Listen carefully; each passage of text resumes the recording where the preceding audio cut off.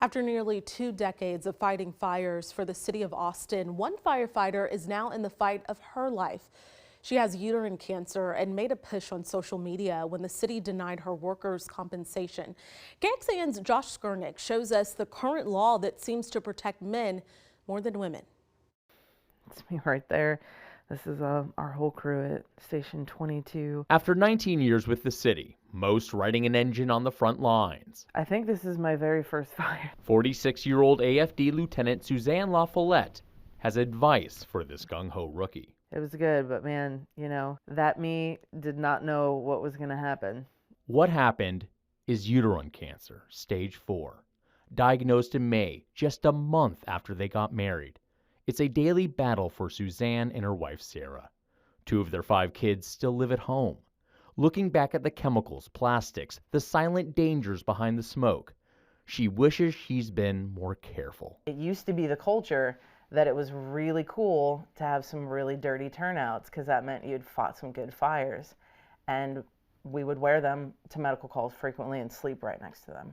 Recently, the city took steps to protect firefighters, cleaning gear more often, monitoring the air. But what the city isn't doing right now is helping her financially in her time of need. In November, Suzanne got a letter on behalf of the city denying her workers' compensation. Her cancer, a disease of life. I honestly didn't expect any less. Oftentimes throughout my career, women don't have the same protection that men do, unfortunately. It comes down to the letter of the law. The state statute lists many cancers automatically qualifying for workers' compensation, but all gender-specific ones, testicular, prostate, are all male. They've decided to do the minimum. The former fire union president says the city can pay it. If you want to bring in more females into the fire department, which you rightfully should, then you also need to support them. Are you saying female firefighters are more susceptible to cancer than men? Not only for the cancer, but also overall in terms of observing those carcinogens and some other, pollutant chemicals. A researcher with UT Health Houston School of Public Health, who has studied cancer in firefighters for a decade, says the science is there. This in the face of there being fewer female firefighters to study. Female firefighters they are definitely more susceptible, meaning they may be more vulnerable from their their biological systems. In a statement, the city didn't go into specifics on Suzanne, but does say a process is in place for the employee to challenge that decision and appeal to an independent party. It's a challenge they've accepted, her lawyer optimistic for an appeal.